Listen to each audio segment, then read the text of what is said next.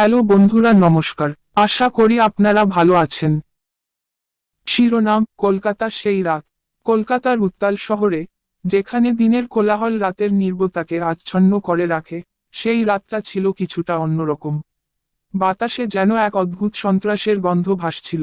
শহরের একটি পুরনো এলাকা, যেখানে এখনো অজস্র পুরনো বাড়ি দাঁড়িয়ে আছে, সেখানে ঘন মেঘে ঢাকা আকাশের তলায় কিছু ঘটতে চলেছে। সৌম্যদীপ, একজন তরুণ ফটোগ্রাফার, নিজের পেশাগত কাজের জন্য রাতের কলকাতার ছবি তুলতে বেরিয়েছিল। তার কাজ ছিল শহরের বিভিন্ন স্থানের রাতের দৃশ্যাবলী ক্যামেরায় বন্দি করা। হঠাৎ তার মনোযোগ আকর্ষণ করল একটি পরিত্যক্ত বাড়ি। বাড়িটির চারপাশে লতাপাতায় আবৃত, যেন অনেক বছর ধরে কোনো মানব স্পর্শ পায়নি।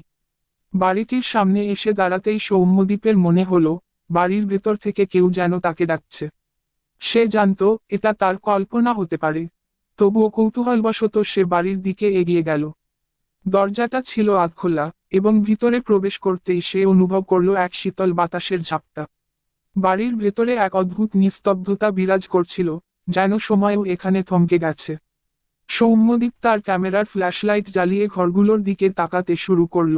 প্রত্যেকটি ঘরই অন্ধকারে আবৃত, এবং দেয়ালের উপর ছায়াগুলো যেন নিজেরাই জীবন্ত হয়ে উঠেছে। একটি ঘরে ঢুকে সে দেখল কিছু পুরনো ছবি ঝুলছে। সেই ছবিগুলিতে এক অচেনা পরিবারের মুখাবয়ব ধরা ছিল। আশ্চর্যের বিষয় হলো, প্রতিটি ছবিতেই একই ব্যক্তি দাঁড়িয়ে আছে, একটি রহস্যময় হাসি তার মুখে। সৌম্যদীপ এগিয়ে গেল আরো ভেতরে। হঠাৎ তার ক্যামেরা নিজেই ছবি তুলতে শুরু করলো। প্রতিটি ফ্ল্যাশের আলোয় সে দেখল ছায়াগুলো আরো ঘন হয়ে উঠছে, যেন ঘরের দেয়াল থেকে ছায়াগুলো তার দিকে এগিয়ে আসছে। তার ভয় বাড়ছিল, কিন্তু সে যেন এই ভৌতিক আকর্ষণ থেকে মুক্ত হতে পারছিল না। হঠাৎ এক ভয়ঙ্কর শব্দের মধ্যে একটি দরজা জোরে বন্ধ হয়ে গেল। সৌম্যদীপ আতঙ্কিত হয়ে পড়ল।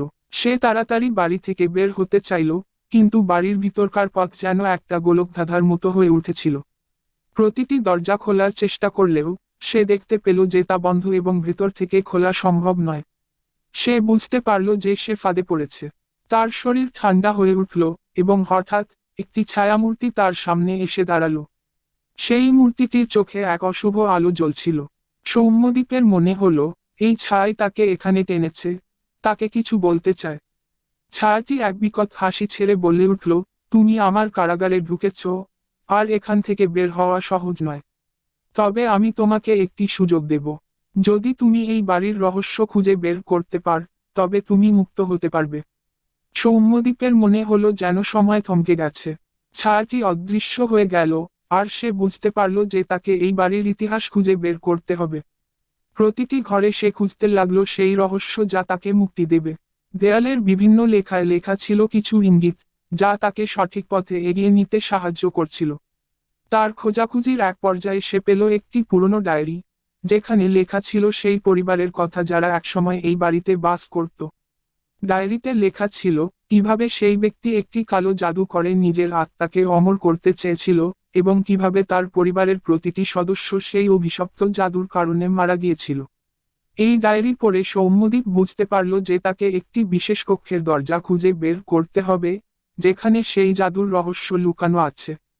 অনেক খোঁজাখুঁজির পর সে পেল সেই কক্ষ, এবং তার ভেতরে ঢুকে দেখল একটি মন্ত্রলিপি খোদাই করা আছে মেঝেতে। মন্ত্রটি পড়ার সঙ্গে সঙ্গে বাড়িটি এক ঝাঁকুনির মধ্যে পড়ল। দেয়ালের ছায়াগুলো অদৃশ্য হয়ে গেল, আর দরজাগুলো খুলে গেল। সৌম্যদীপ তাড়াতাড়ি বাড়ি থেকে বেরিয়ে এল, এবং পিছনে তাকিয়ে দেখল বাড়িটি অদৃশ্য হয়ে গেছে। সৌম্যদীপ নিজের ক্যামেরায় তাকিয়ে দেখে যে তার তোলা ছবিগুলোও উধাও হয়ে গেছে। তার মনে হলো এই রাতের ঘটনা হয়তো সত্যি নয়, তবে তার মনে সেই ছায়ামূর্তির ভয়ঙ্কর হাসিটা এখনো স্পষ্ট। এরপর সৌম্যদীপ আর কখনো সেই এলাকার কাছে যায়নি, কিন্তু মাঝে মাঝে সে রাতের স্বপ্নে সেই ছায়াটিকে দেখে, যেন তাকে মনে করিয়ে দেয় যে এক রাতে সে সেই পরিত্যক্ত বাড়ির ফাঁদে পড়েছিল। আশা করি এই গল্পটি আপনার ভালো লেগেছে। বন্ধুরা, যদি আপনাদের আমার গল্প বা ভিডিও ভালো লাগে তাহলে চ্যানেলটি সাবস্ক্রাইব করে নিন। আর ভিডিওতে একটা লাইক করুন। আর সুন্দর করে একটি কমেন্ট বক্সে কমেন্ট করে দিন। আমি আপনাদের জন্য রোজ এরকম নতুন নতুন ভিডিও নিয়ে আসব। আজকের মতো বিদায় বন্ধুরা।